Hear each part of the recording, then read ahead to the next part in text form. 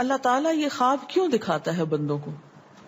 اور یہ ایک ایسا عمل ہے کہ جو انسان جس پہ قابو نہیں پا سکتا، جو انسانی ڈسکوری سے باہر ہے کہ ایسا کیوں ہوا.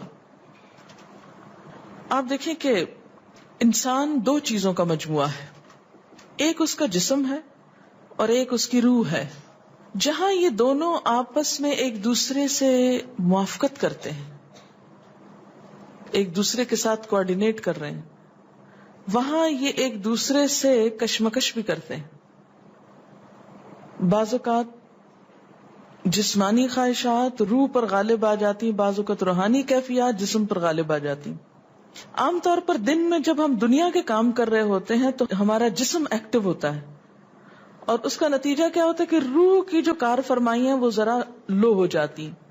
رات کو جب ہم سوتے ہیں اور جسم ہمارا بالکل بے حس ہو جاتا ہے تو پھر روح جو ہے وہ ابھر کر آتی ہے، اس کی کار فرمائی بڑھتی ہے، وہ زیادہ ایکٹیو ہو جاتی. پھر آپ کو قرآن کی وہ آیت بھی یاد ہوگی کہ جس میں اللہ تعالیٰ فرماتے ہیں کہ جب انسان سوتا ہے تو ہم اس کی ایک روح لے لیتے ہیں، جس کو زندگی دینی ہوتی ہے وہ واپس لوٹا دیتے ہیں، ورنہ جو دوسری باقی ہوتی ہے وہ بھی لے لیتے ہیں.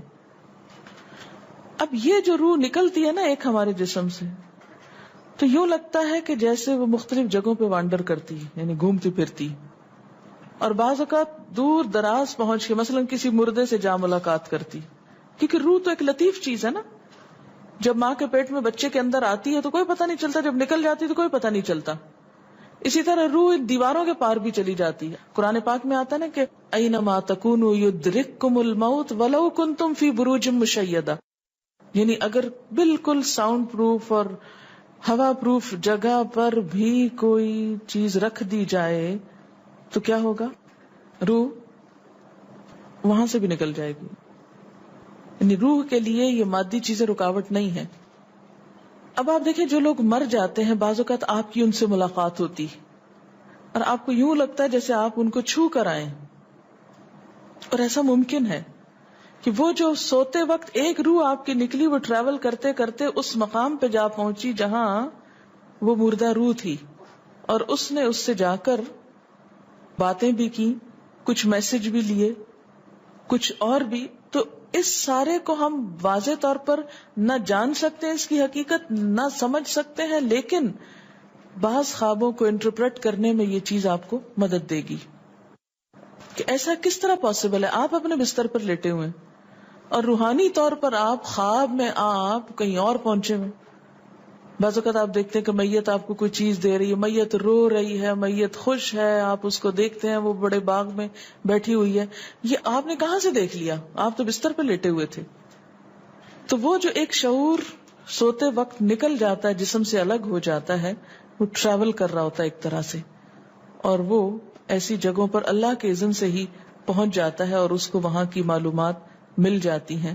اچھا آپ کو یاد ہوگا وہ قصہ جو شہیدوں کا واقعہ میں نے آپ کو سنایا تھا، عراق میں جو صحابہ کرام کی قبروں میں سے ان کو نکال کر دوسری جگہ پر دفن کیا گیا.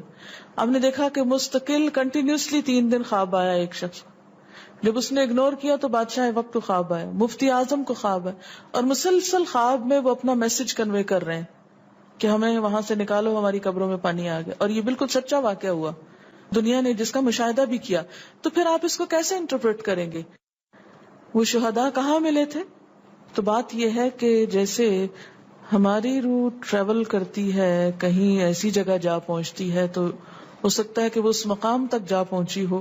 یہ شہیدوں کی روح تو آزاد ہوتی ہے، ان کو اجازت مل گئی ہو کہ وہ ان لوگوں کی روح سے جا ملے، کیونکہ سجین قید خانے میں تو ہوتی ہے نا وہ روح جس کو مجرم روح جو ہوتی، لیکن جو مومن کی روح ہے، خاص طور پہ شہداء کی روح ہے، تو جنت میں کیا کر رہی ہوتی ہے؟ گھوم پھر رہی ہوتی، کھا پی رہی ہوتی. تو یہ بالکل ایک سچ ہے اور حقیقت ہے کہ بسا اوقات انسان خواب میں ایسے لوگوں سے ملاقات کر کے ان کے حالات کو جان لیتا ہے کہ ان پہ کیا گزر رہی. مثلا ان کو عذاب ہو رہا ہے. یہ عام بات ہے نا کہ میت کو جس حال میں دیکھو اسی حال میں ہوتی ہے.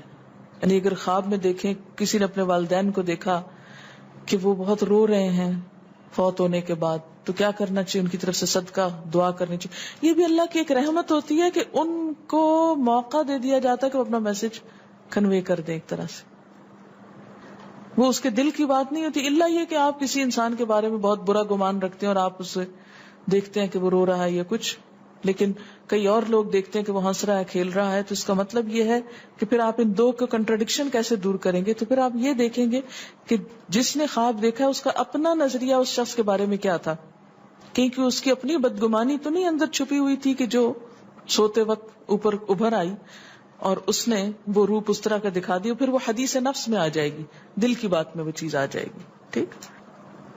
تو نبوت کا جیسے انبیاء علیہ السلام کو کچھ غیب کی خبریں دے دی جاتی تھی، اسی طرح عام انسانوں کو خواب کے ذریعے کچھ غیب کی خبریں دے دی جاتی ہیں. لیکن کسی بھی خواب کے سچا ہونے کی آپ کوئی دلیل نہیں رکھتے. ایز سچ واضح بات یہ نہیں کہہ سکتے کہ میں نے جو خواب دیکھا وہ بالکل سچ ہو جائے گا، یہ آپ دعویٰ نہیں کر سکتے.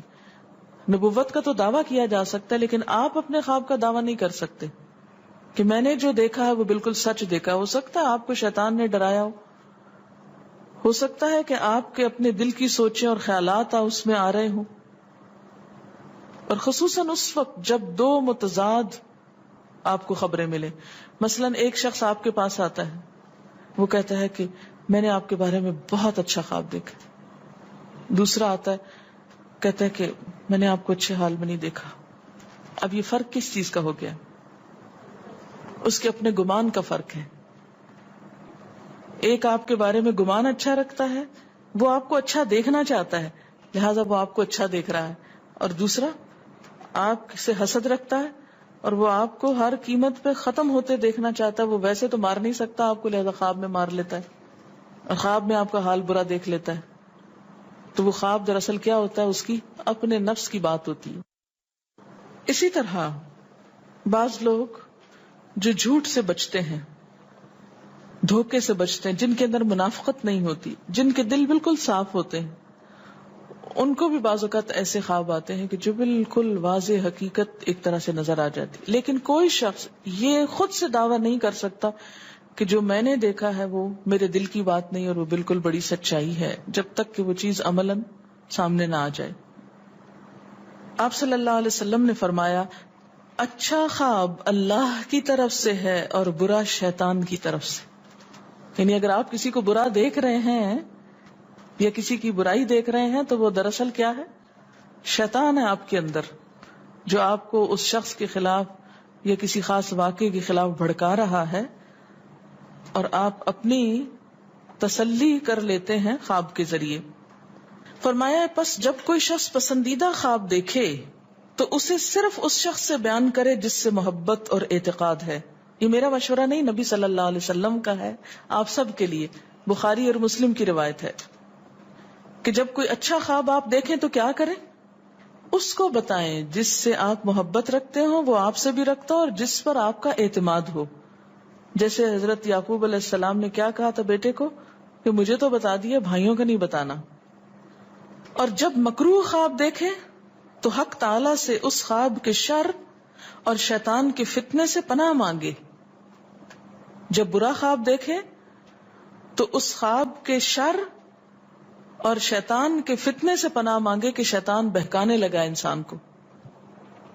اچھا آپ دیکھیں کہ بعض اوقات یہ ہوتا ہے کہ جسے ہمارا کسی سے اختلاف ہوا ہے، عقیدے میں، گھر کے جھگڑے میں، کسی ذاتی اس میں، تو ہم کمزور ہوتے ہیں، مجبور ہوتے ہیں، اس کو کچھ کہہ نہیں سکتے. تو پھر ہم بعض اوقات اپنی تسکین کیسے کرتے ہیں؟